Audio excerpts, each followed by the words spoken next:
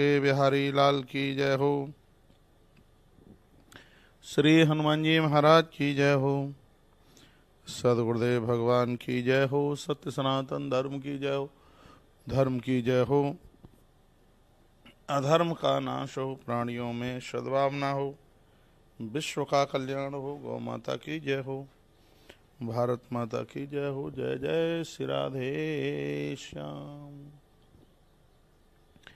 परम आराध्य प्रातस्मरणीय जगत नियंता जगताधार ऐसे रस सिंधु प्रभु परमात्मा भगवान श्री बालकृष्ण लाल उन्हीं की कृपा से हम आज खाटू नगरी में श्याम बाबा की पावन धरती पर आज से कथा शुरू होने के लिए जा रही है, जो कि जिसकी पूर्णावती 17 तारीख को है, जिसकी पूर्णावती।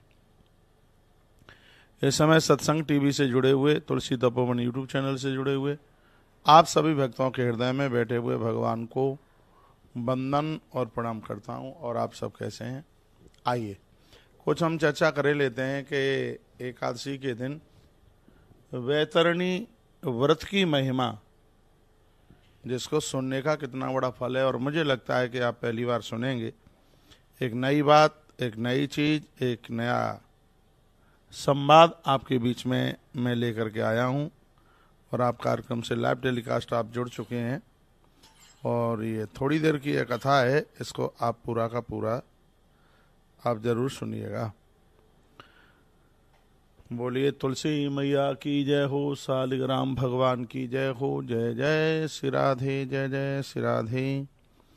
जय जय श्री राधे श्याम। अभी सुबह 9:30 बजे से आप कल बीकानेर के आसपास की जगहों का आप दर्शन कर रहे थे, जैसे खड़ी माता मंदिर, भैरवनाथ मंदिर और भगवान प्रभु श्री लक्ष्मीनाथ मंदिर, ये आपने दर्शन किए हैं। और आज हम खाटू की पावन धरा से, धरती से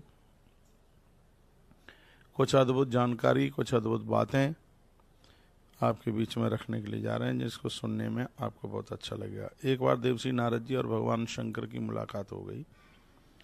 देवश्री नारद जी ने भगवान महादेव को कहा कि भगवान, आप मेरे कल्याण के लिए कोई बढ़िया सा उपाय बताएं, जगत के कल्याण के लिए आप कोई अच्छा सा उपाय बता दें, जिससे जीव को किसी भी प्रकार का कष्ट ना भोगना पड़े और उससे जीव का कल्याण हो जाए। ऐसा कुछ कृपा करके आप हमें बता दीजिए। नारद वाचा, देवश्री नारद जी ने कहा, यमस्या आराधनम ब्रूहि मदितार्थम श्रुतम कथम न गम्यते देव नृणाम नरकांतरम। हमने सुना है कि यमराज की पूजा होती है, वैतरणी की पूजा होती है, जिसके बारे में जानकारी नहीं है, और इसके बारे में आप हमें बताएं कि यह जीवात्मा इस मृत्यु लोक के कष्टों से कैसे निवृत्त हो सकता है, वैतरणी से कैसे पार हो सकता है। तो इसके बारे में आप हमें बताएं। जितने भी साधक भक्त लोग हमें सुन पा रहे हैं, आप पहली बार सुनेंगे वैतरणी व्रत महिमा। वैतरणी व्रत क्या होता है पता ही नहीं है। वैतरणी व्रत के इस महात्म्य को आप सुन लीजिए, हो सके तो इस व्रत को भी कर लीजिए। इसका परिणाम यह है कि व्यक्ति को वैतरणी में गिरने की स्थिति नहीं बनती और वह वैतरणी से पार हो जाता है। तो हमारे ग्रंथों में वैतरणी व्रत के महात्म्य का वर्णन किया है और वही चर्चा मैं आपके बीच में करने के लिए जा रहा हूं, तो आप जरूर सुनिएगा। बोलो भक्त वत्सल भगवान की जय हो। लाइव टेलीकास्ट है, जब लोगों में लाइव लिखा है तो कार्यक्रम लाइव ही है। तो जब भगवान शंकर और नारद जी की जब मुलाकात हुई तो देवश्री नारद जी ने कहा, दुस्तराम सर्वभूतानाम सा कथम सुतराम भवेद भयमेतन महादेव यम लोका प्रति। प्रभु भगवान आप वो हैं जो आपकी शरण में आता है वो बिल्कुल निर्भय हो जाता है और यमराज उसका कुछ कर नहीं सकता, जिसके ऊपर कृपा आपकी है। तो हम आपसे पूछना चाहते हैं कि यमलोक से व्यक्ति बच जाए, वैतरणी से व्यक्ति बच जाए, तो उसके लिए जीव मात्र को इस मृत्यु लोक में क्या करना चाहिए, उसके बारे में आप कुछ हमें सुना दें तो आपकी बड़ी कृपा हो जाएगी। तब भगवान महादेव ने क्या जवाब दिया, सुनिए। महादेव कहते हैं, द्वारवत्याम पुरा विप्रा स्नातो लवणम बसी। बहुत पुरानी बात है कि मैं एक बार श्री द्वारका जी गया और नमक के उस खारे समुद्र के जल से मैंने स्नान किया। देखिए भगवान शंकर कह रहे हैं और ये कथाएं बड़ा आनंद दे देती है। भगवान भोलेनाथ कहते हैं, नारद जी मैं गया था श्री द्वारका जी, द्वारावत्याम पुरा विप्रा स्नातो लवणम बसी। और मैंने नमक युक्त उस खारी पानी से मैंने उस समुद्र में स्नान किया। मैं स्नान करके बस निकला ही था, इतने में मुझे सामने एक महात्मा दिखाई दिए और जिनका नाम था महात्मा मुदगल। दद्रसे मुनियात्मन मुदगलम नाम वाड़वा। महात्मा मुदगल, मुदगल जी को मैंने देखा। ज्वलंता में मुचादित्यम तपसा धोतितांगकम, जिनका शरीर जल रहा था, वो बड़े परेशान थे। माम प्रणम मुनि प्रहा मुदगलो विस्मयान्विता, उन्होंने मुझे प्रणाम किया। मैंने उन्हें बैठने के लिए जगह दी। तब मैंने उन्हें पूछा कि तुम परेशान क्यों? भगवान शंकर कहते हैं कि मैंने महात्मा मुदगल को पूछा कि तुम परेशान क्यों हो, अपनी परेशानी का कारण बताइए। तो महात्मा मुदगल ने कहा, अक्समान मूर्छतो देवा पतितोस्मि धरातले प्रज्वलंती ममांगानी गृहीतो यम किंकरई। क्या बताऊं क्या हुआ? वो कहते, हे देव, मैं अकस्मात पृथ्वी पर मूर्छित होकर के गिर पड़ा, मेरे अंग जलने लगे। आज एकादशी के दिन इस कथा को सुनने की बहुत बड़ी महिमा है और ये कथा मैं आपको सुना रहा हूँ। और इस कथा का प्रमुख टॉपिक है वो है वैतरणी व्रत महिमा। वैतरणी व्रत भी अपने आप में कुछ होता है जिससे व्यक्ति भवसागर पार हो जाता है, इसलिए वैतरणी व्रत की महिमा सुन लीजिए। और आज 11 के दिन इसका बहुत बड़ा महात्म्य है, इसलिए मैं ये कथा आपके बीच में परोस रहा हूँ। वीडियो को लाइक शेयर आगे भेजना न भूलें। तो महात्मा मुदगल कहते हैं, क्या बताऊं कि अचानक मैं गिर गया और नीचे गिरते ही मैं मूर्छित हो गया। इतने में यमराज के दूत चल करके आए और यम के दूतों ने मुझे पकड़ लिया। बलादहा कृष्णमाणोयम पुरुषो अंगुष्ठ मात्र का, और मैं बिल्कुल एकदम अंगूठे के ही बराबर मैं रह गया।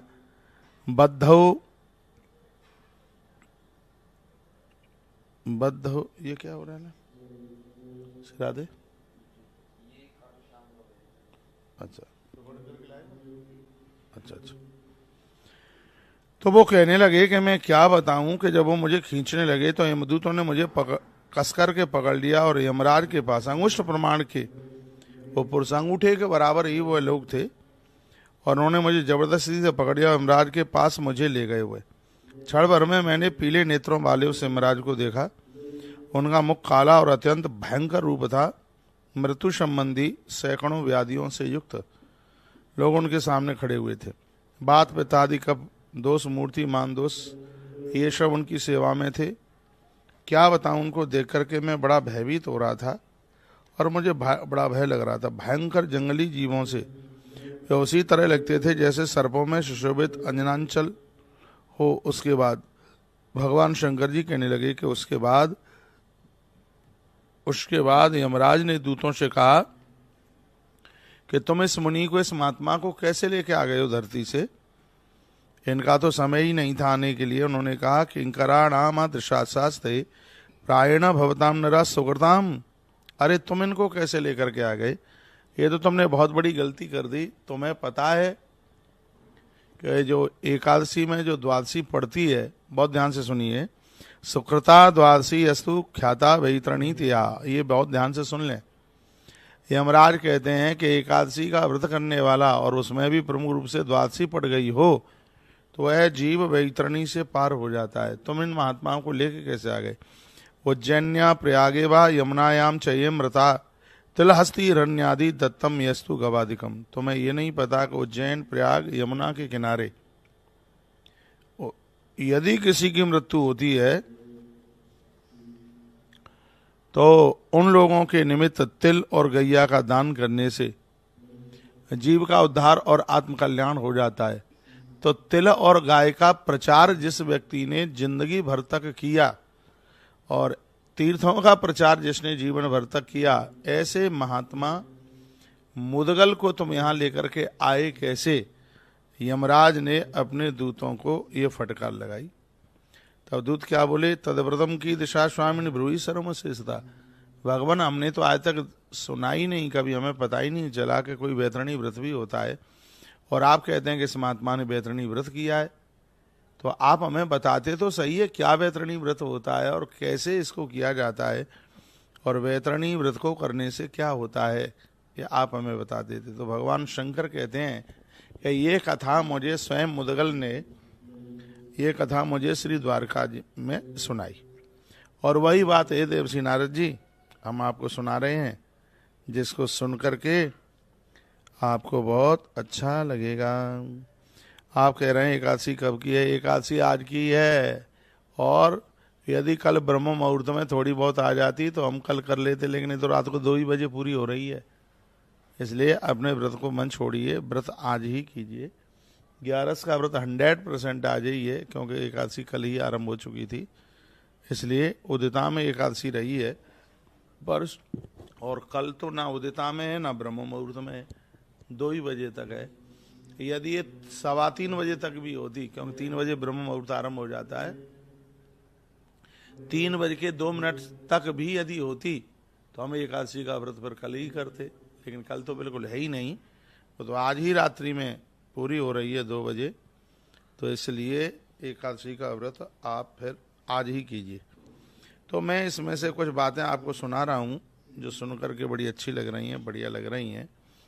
तो यमराज ने कहा, अपने दूतों को फटकार लगाई और कहा, जिसने वैतरणी व्रत किया है, जिसने एकादशी करी है, इस महापुरुष को, इस महात्मा को तुम यहाँ तुम इसको लेकर के आ कैसे गए? तो दूतों ने कहा, तद्व्रतम कीर्तिसम स्वामी ब्रूहि सर्वमस्तेष था। आज तक आपने कभी हमें वैतरणी व्रत के बारे में तो बताया नहीं, और आगे से हम ध्यान रखेंगे कि वैतरणी व्रत करने वाला व्यक्ति क्या क्या पुण्य कर लेता है, यह जानकारी हमें भी होनी चाहिए। ऐसी ये बात यमराज के दूतों ने कही। येन कृता नश्रेष्ठा द्वादशी कृष्ण पक्षजा उपवासेन तेनेवं कथम पापान प्रमुच्यते। कहा गया कि इस वैतरणी व्रत में उस एकादशी का व्रत किया जाता है जो द्वादशी में पड़ती है, और 1 वर्ष के लिए किया जाता है। 1 वर्ष के लिए जितनी भी एकादशी में द्वादशी पड़ेगी।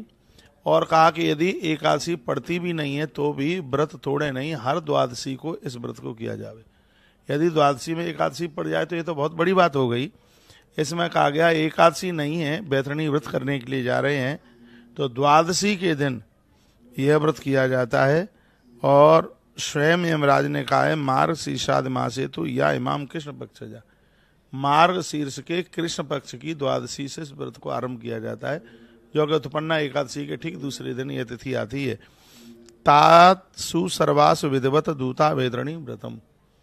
और वर्णन किया जाता है, भगवान शंकर कहते हैं, मैं विस्तार पूर्वक तुम्हें वैतरणी व्रत के बारे में मैं आपको बता रहा हूँ, जो कि अगेन के महीने में, मार्गशीर्ष के महीने में कृष्ण पक्ष की द्वितीया से यह व्रत आरंभ होता है, और 1 साल के लिए इसको किया जाता है। लिखा है, प्रथमासम च कर्तव्य यावद वर्षम भवेद्रुम। हर महीने की हर कृष्ण पक्ष की द्वादशी के दिन इसको किया जाता है। द्वादशी एकादशी के दूसरे दिन पड़ती है द्वादशी। उपवास नियम कर्तव्य विष्णु तुष्टदा। यदि नियम पूर्वक इस उपवास को कर लिया गया तो भगवान नारायण बहुत ही ज्यादा प्रसन्न हो जाते हैं। द्वादश्याम पूज्य गोविंदम भक्ति भाव समन्वितम स्वपन इंद्रिय वकल्पद भोजनम यच्च मैथुनम। ध्यान रखा जाए, उस दिन अन्न नहीं खाया जाता, स्त्री पुरुष का संग न हो, जमीन पर सोया जाए, घड़े के जल से स्नान किया जाए, और इसके कुछ और भी नियम बताए गए हैं। अब वो हम आपको निवेदन कर रहे हैं, जो कि स्वयं भगवान कहते हैं, मृत के हर में पापम यन्मया पूर्व शमितम तथा अतेन पापेन सर पापे प्रमुच्यते। मिट्टी में तिल मिला करके उसको देह के ऊपर लेपन करें स्नान करने से पहले, क्योंकि तिल का जन्म काशी में हुआ। बहुत ध्यान से सुन लीजिए, ग्रंथ में लिखा है, इस मृत्यु लोक में तिल ने जहाँ जन्म लिया वो धरती काशी की है, और काशी अपने आप में मुक्त क्षेत्र है। जिस तिल का जन्म काशी से हुआ है, तो जैसे ये आपको ना पता हो तो मैं आपको निवेदन कर दूं, तुलसी का पौधा इस दुनिया में सबसे पहले यदि कहीं स्थापित हुआ, कहीं आया, तो वो सीधाम वृंदावन वर्णन है, सीधाम वृंदावन। और तुलसी की माला जाकर के भगवान के कंठ में चढ़ाई, बद्री विशाल भगवान के कंठ में आज भी तुलसी के पत्तों की माला वहाँ चढ़ती है। उसी प्रकार से तिल का जो वृक्ष है, तिल जहाँ पर पैदा हुआ वो कहाँ पैदा हुआ, वर्णन किया वहाँ, वह काशी में पैदा हुआ। आप कहोगे कहीं लिखा है, लिखा है इसलिए तो बोल रहे हैं हम। उत्तराखंड है पद्म पुराण का, और इसमें इसका श्लोक नंबर है 36। 36 नंबर के श्लोक में 67 नंबर का अध्याय है और 36 नंबर का श्लोक है, और इसमें तिल के बारे में वर्णन किया गया, कहाँ पैदा हुआ। काश्यांश शैव तो शंभूता तिला वही विष्णु रूपेणा। तिल साक्षात भगवान का रूप है, क्योंकि भगवान नारायण से ही ये प्रकट हुआ है। और तिल कहाँ प्रकट हुआ? काश्या शैव तु शंभूता, ये काशी में प्रकट हुआ है। तिलस्यानेन गोविंद सर्व पाप विपोहति। एकादशी द्वादशी के दिन जो तिल से स्नान करते हैं, भगवान गोविंद उनके संपूर्ण पापों को समाप्त कर देते हैं।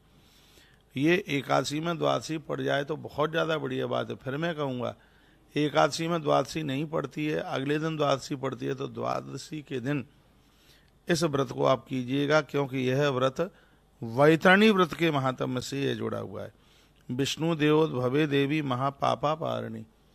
भगवान शंकर ने भी यह कथा जगदम्बा को सुनाई, अभी तो नारद जी को सुना रहे हैं। कहते हैं भगवान विष्णु के देह से तिल प्रकट हुआ है, इसलिए इसकी और ज़्यादा महिमा है। सभी पापों को जलाने वाला है। सर्वम पापम हरित्वम वै सर्व औषधि नमस्तुते। तो मिट्टी में तिल मिला करके स्नान करें, फिर जल से नहालें, फिर क्या करें? फिर बताया गया, फिर सर्व औषधि, गौ माता के गोबर का रस निकाला जाए, थोड़ा सा उसको पानी में मिलाएं, उसको सर्व औषधि। सर्व औषधि में क्या क्या आता है वो भी सुन लीजिए। सर्व औषधि में विशेष रूप से सर्व औषधि में हल्दी आती है। पानी में आप हल्दी डालिएगा और उसमें थोड़ी सी सरसों भी पीस करके जल में डालिएगा, तो फिर उस जल से भी स्नान करना है। सर्व औषधि वाले जल से स्नान करना है। स्नान करते समय तुलसी पत्रकम धृत्वा नाम उच्चारण पूर्वकम।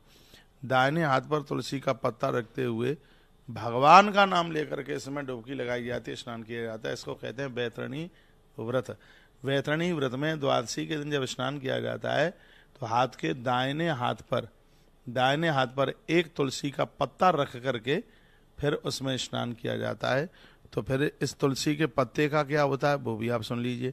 तुलसी पत्रकम धृत्वा नामोच्चारणांत पूर्वकम स्नानम सुकृत भी प्रोक्तम कर्तव्यम विधि पूर्वकम। एक विधि पूर्वक स्नान कीजिए।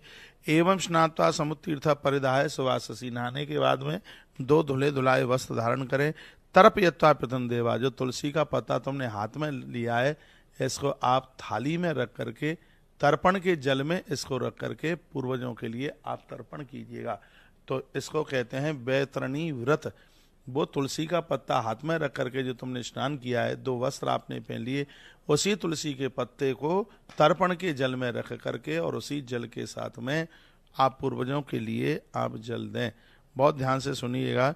ये वैतरणी व्रत की बड़ी सुंदर सी महिमा बताई जा रही है। कहा जा रहा है संस्थाप चावरणम कुंभम पंच पल्लव संयुतम।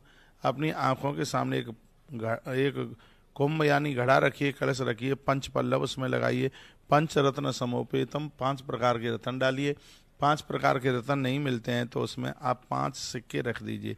दिव्यास्त्रा गंधवासनम रोली इत्यादि से अब उसका पूजन करना। सद्रव्यम जल पूर्णम, उसमें पूरा का पूरा जल भरना है। ताम्र पात्र समन्वितम, यह तांबे का कलश मिल जाए तो और ज़्यादा बढ़िया है। तत्रस्थम श्री धर्म देवम देव रूपम तपोनिधनम।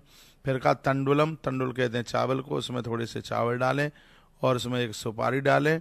वर्णन किया है 5 प्रकार के, उसमें 5 पल्लव लगाएं। धर्मराज कर्तव्य हरस्ता देवस्थानता, धर्मराज का आह्वान करें।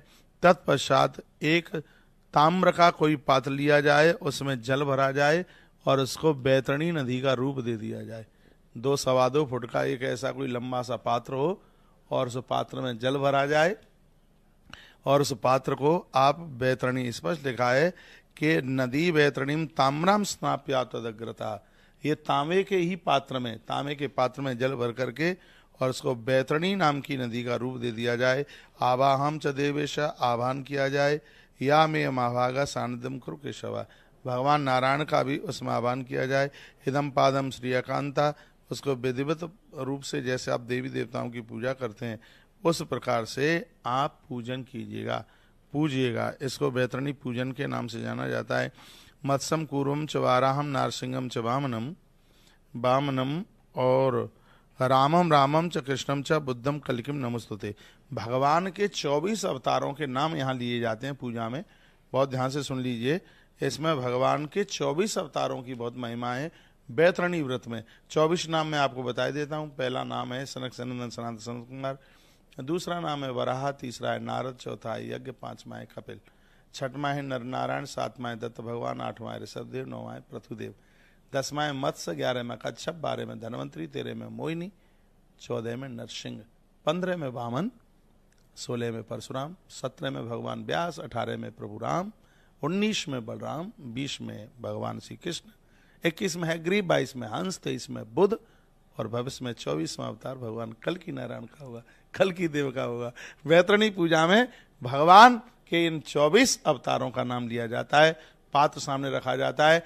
दुनिया में ये कथा, ये वीडियो आप सर्च करके देख लीजिए, ना तो ये किसी ने कथा कही होगी, ना कोई वीडियो डाली गई होगी। इसका नाम है वैतरणी व्रत महात्म्य। यदि किसी ने ये कर लिया है तो भगवान शंकर ये कथा सुना रहे हैं। भगवान भोलेनाथ कहते हैं कि हे नारद, व्यक्ति को भव सागर से पार होने में कोई कष्ट नहीं होगा और उन्हें वैतरणी पार करने में कोई दिक्कत नहीं होगी। ये वैतरणी व्रत की इतनी बड़ी महिमा, और ध्यान से ये रखिएगा, सुनिएगा। मार्गशीर्ष के महीने से ये आरंभ होता है और इसको कृष्ण पक्ष से आरंभ किया जाता है और कृष्ण पक्ष में ही 1 वर्ष में ये व्रत पूरा होता है, जिसमें वैतरणी पार करने की जरूरत नहीं होती। वह व्यक्ति ठाकुर जी के विमान पर बैठ करके, भगवान की गोद में, भगवान के कंधे पर बैठ करके वह प्रस्थान करता है। इसमें एक विशेष रूप से भगवान के 24 अवतारों का नाम लिया जाता है। स्नान करते समय दाहिने हाथ पर तुलसी का पत्ता रखा जाता है और वही तर्पण के जल में उसको रख करके फिर उसमें पूर्वजों के लिए, पुरखों के लिए है? हाँ, पुरखों के लिए इसमें तर्पण किया जाता है। तंडुलम, इसमें चावल डाले जाते हैं, तिल डाले जाते हैं इसमें। तो ये आप थोड़ा सा और आप सुन लीजिए, इसका पूरा विधान मैं आपको बता देता हूँ। तुलसी का पत्ता लेकर के जो आपने स्नान किया वो कहाँ रखना है ये मैंने आपको बता दिया है। कलश में 5 पल्लव लगाने हैं, मिट्टी और गोबर से सुंदर से उस जगह को लीपना है, उस पर कलश की स्थापना करनी है। फिर धोए हुए उजले चावल को पानी में पीस कर, ये चावल हैं उनको पीसा जाएगा, साबुत नहीं, इनको पीसा जाएगा, पीस कर, और फिर उसके द्वारा धर्मराज की मूर्ति बनाई जाएगी। चावलों को पीसकर उससे धर्मराज की मूर्ति बनाई जाएगी। उनके सामने तांबे की वैतरणी नदी, जो कि मैंने अभी आपको बताई है, उसको रख दिया जाएगा और उसके तत्पश्चात इसमें धर्मराज का आह्वान किया जाएगा। मंत्र हैं पाद्योपाद मस्तर मुखे आचमनी। यदि पंडित जी ने पढ़ाई करी है तो वो आकर के मंदिर से आकर के वो पूजा करा देंगे। थोड़ी इसकी पूजा की विधि है। धर्मराज नमस्तुस्ते, धर्मराज आय नमस्तुते, इसमें धर्मराज की पूजा की जाती है। और धर्मराज की पूजा के बाद में फिर वैतरणी का पूजन किया जाता है। वैतरणी सुदुष्पारे पापग्नि सर्व कामदे, इसमें कहा जाता है हे वैतरणी मैया, आप हमारे पापों को समाप्त कर दीजिए। हमसे अनजान में जो भी अपराध हुए हैं, बस हम अपनी गलती की याचना करते हैं और आप हमें मुक्त कर दीजिए। यम द्वार पथे घोरे ख्याता वैतरणी नदी, यमराज के रास्ते में एक घोर वैतरणी है। यदि तांबे के पात्र में जल भर करके और चावल पीस कर तुमने धर्मराज की प्रतिमा बना करके पूजन किया, वैतरणी की पूजा की है, तो भगवान शंकर कहते हैं कि हे नारद, उन लोगों को वैतरणी का मुख नहीं देखना पड़ता, वह साक्षात भगवान के धाम के लिए चले जाते हैं, परमात्मा के धाम के लिए चले जाते हैं। और कहा गया कि इसके बाद नाम ग्रहण मात्रेण सर्व पाप मृष्मे यज्ञोपवीतम परमम कार्त्यम नवतंतु भी, इसमें धर्मराज को जनेऊ पहनाया जाता है, भगवान के नामों का उच्चारण कराया जाता है। इसमें कहा जाता है हे जगन्नाथ भगवान, आप मेरा संसार से उद्धार कीजिए, केवल नाम लेने से ही आप मेरे सभी पापों को दूर कर देते हैं। मैंने आज ये गोपवीत जनेऊ भी आपको पहनाया है।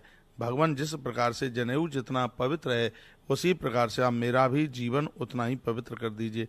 हे देवेश, यह 5 बत्तियां वाला दिया मैंने आपके लिए जलाया है।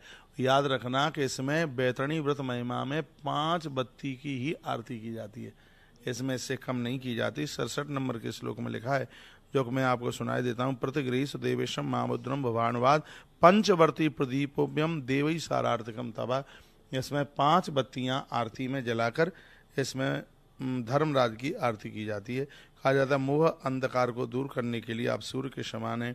हे संसार के भय से दूर हमें रखने वाले हे परमात्मा, हम आपको वंदन और हम आपको प्रणाम करते हैं। इतना करने के तत्पश्चात में जो सागर से 5 गैया निकली हैं, इसमें 5 गायों का पूजन किया जाता है। गौदान तो जो बने गाय के लिए चारा वगैरह, नहीं तो इसमें गौदान का विधान है। लेकिन पूजन इस मैंने कभी आपको कभी निवेदन किया हो, गरुड़ पुराण में वर्णन है कि यदि व्यक्ति को सक्षमता ईश्वर ने कुछ दिया है तो उसे अपने जीवन काल में 5 गायों का गौदान करके ही जाना चाहिए।